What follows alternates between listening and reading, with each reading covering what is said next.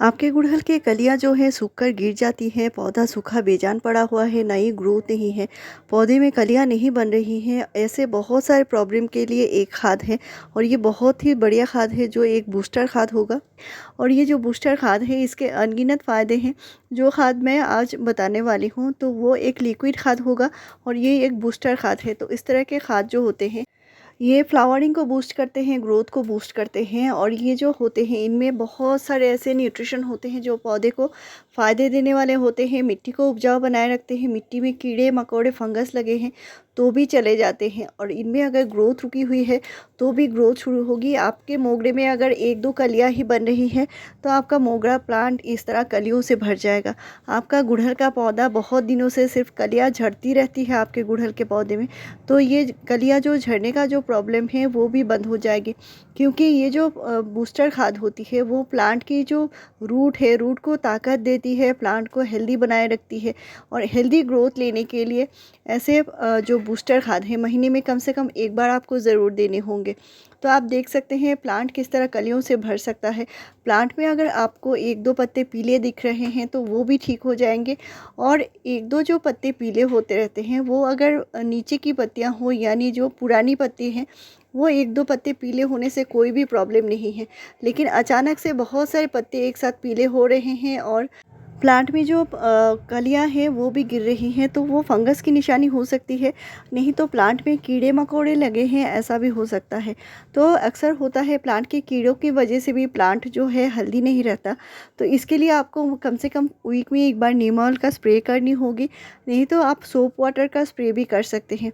और ये जो गुड़हल होता है इसको हर रोज़ आप एक बार ज़रूर शावरिंग करा दीजिए। तो आपका गुड़हल का पौधा साल भर अच्छी फ्लावरिंग करता रहे तो इसके लिए महीने में एक बार ये जो चमत्कारी खाद है ये देनी होगी और ये रूट को भी ताकतवर बनाएगी। मिट्टी में कीड़े मकोड़े फंगस लगे हैं तो भी चले जाएंगे और प्लांट जो है हेल्दी ग्रोथ करेगा। तो अभी क्या हो रहा है, मौसम के बदलाव की वजह से कभी कभी अचानक बारिश हो रही है तो फंगस की प्रॉब्लम भी आ सकती है, कीड़े मकोड़े लग सकते हैं, स्लग्स है, स्नेल्स है। इस तरह की चीज़ों से बचाने के लिए पौधे को ये ज़रूर दीजिए और नया ग्रोथ भी लाएगा ये। तो ये आपने यहाँ पे मैंने हाफ़ टी स्पून ही सिर्फ इस्तेमाल किया है। तो साथ में मैं जो इस्तेमाल कर रही हूँ ये है चाय की पत्ती और चाय पत्ती जो है ये फ्रेश चाय की पत्ती है। तो आपके पास कोई भी चाय पत्ती हो, ग्रीन टी भी हो सकता है, उसका इस्तेमाल भी आप कर सकते हैं। साथ में मैंने जो ले रही हूँ ये है केले के छिलके और केले के जो छिलके हैं ये बहुत ही ज़्यादा ज़रूरी चीज़ है प्लांट में फ्लावरिंग लेने के लिए और गुड़हल के लिए आपको केले का छिलका ज़रूर इस्तेमाल करना होगा। तो आप किसी भी फॉर्म में कर सकते हैं और मैंने ऑर्गेनिक खाद के ऊपर 370 से ज़्यादा वीडियो शेयर किए हैं। तो चाय की पत्ती में नाइट्रोजन, फास्फोरस और पोटेशियम तीनों तो होते ही हैं। ये प्लांट में फ्लावरिंग लाने में बहुत ज़्यादा कारगर हैं। प्लांट की मिट्टी को उपजाऊ बनाते हैं और मिट्टी को एसिडिक बनाए रखते हैं। साथ में मैंने ये दिए हैं केले के छिलके जो पोटेशियम का बहुत ही अच्छा सोर्स है और इससे प्लांट में फ्लावरिंग ज़रूर होती है। साथ में मैं जो इस्तेमाल कर रही हूँ ये बहुत ही असरदार चीज़ है और ये है हींग। जो घर में हम हींग इस्तेमाल करते हैं ये है और इसका सिर्फ हाफ़ टी स्पून से भी कम इस्तेमाल करना है और ये जो हींग है बहुत ही ज़्यादा चमत्कारी होती है। तो ये जो हींग है मैंने सिर्फ हाफ़ टी स्पून से भी कम लिया है और इसको 200 ml पानी में घोल रही हूँ। तो इन तीनों चीज़ों को एक साथ मिलाकर कम से कम 24 घंटे के लिए रखना है और ये जो खाद है आप अपने सभी पौधे में दे सकते हैं और गुड़हल के लिए बहुत ही ज़्यादा फ़ायदेमंद है। गुड़हल में बार बार जो कीड़े मकोड़े फंगस लग जाते हैं उसकी जो इम्यून सिस्टम है इसे स्ट्रॉन्ग बनेगी, रूट भी ताकतवर बनेंगे। साथ में ये फ्लावरिंग को भी बूस्ट करती है और ये 24 घंटे बाद ये रेडी हो चुकी है तो इसको छान लेनी है और चाय पत्ती का जो कण है वो डायरेक्ट पॉट में नहीं जाना है, तो इसके लिए मैंने इसको अच्छे से छान लिया है। तो इसका इस्तेमाल जो करना है शाम के टाइम करना है और ये थोड़ी सी गर्म तासीर का होता है लेकिन ये फ्लावर को बूस्ट करती है, ग्रोथ को बूस्ट करती है, तो इसके लिए आपको शाम को देना होगा।